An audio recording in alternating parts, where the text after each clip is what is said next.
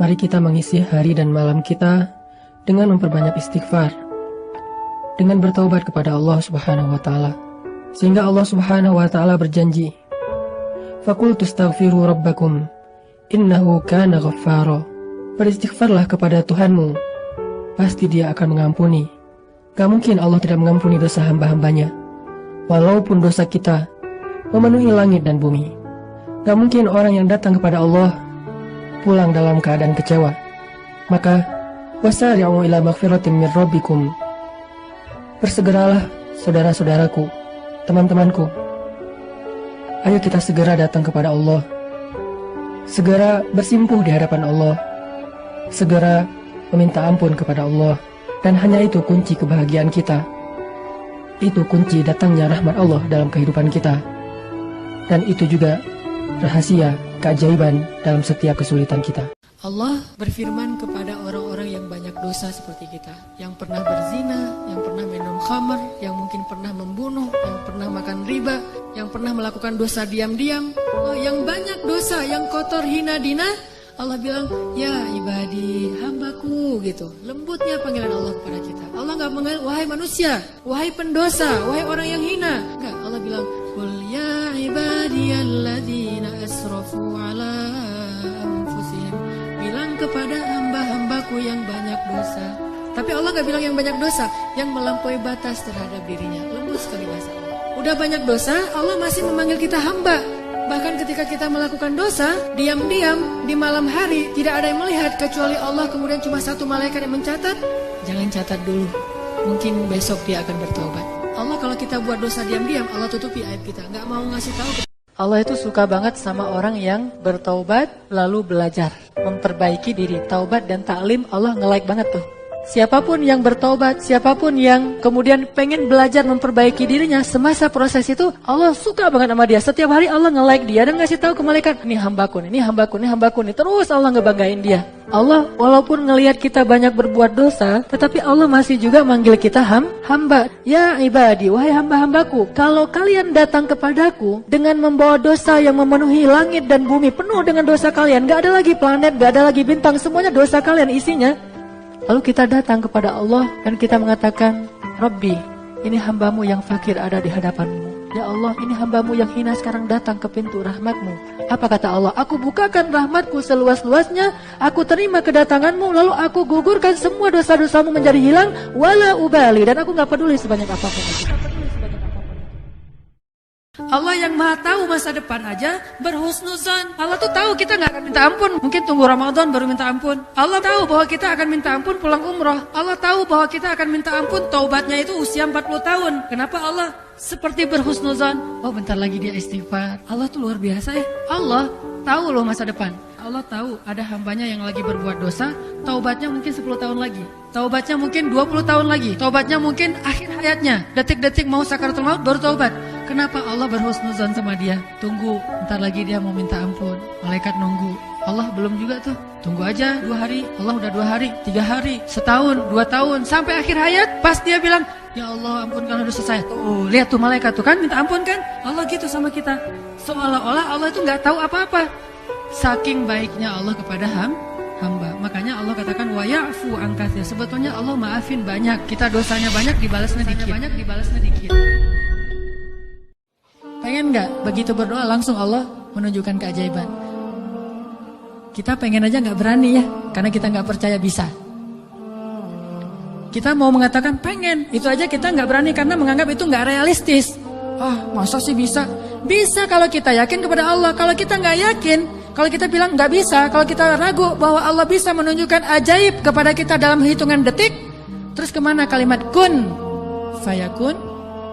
Masalahnya kita nggak yakin untuk bilang pengen, begitu doa langsung Allah kabulkan. Itu aja kita ragu. Kenapa? Kita nggak percaya itu bisa terjadi dalam hitungan simsalabin abracadabra.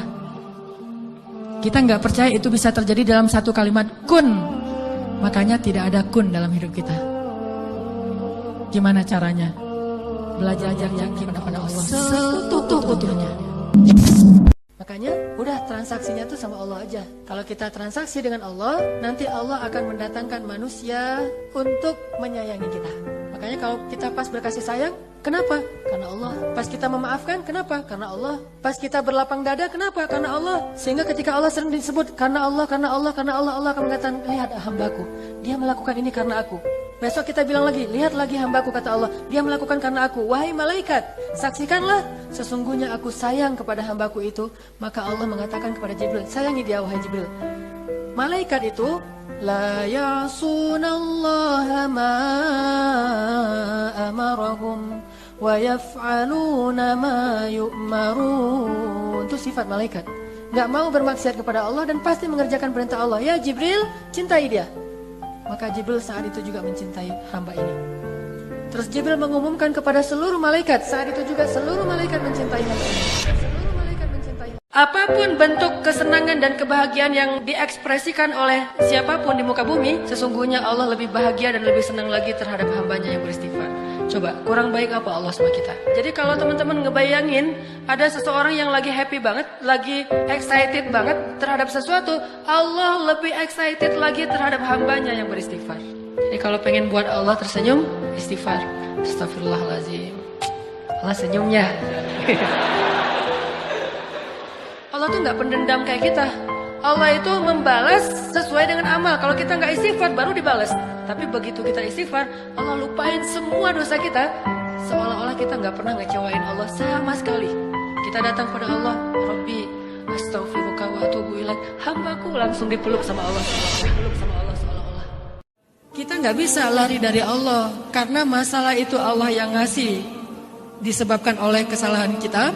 Dan solusinya juga hanya ada di sisi Allah. Jadi mau lari kemana itu nggak akan nyelesain masalah. Satu-satunya tempat kita berlari dan bisa nyelesain masalah cuma lari ke Allah.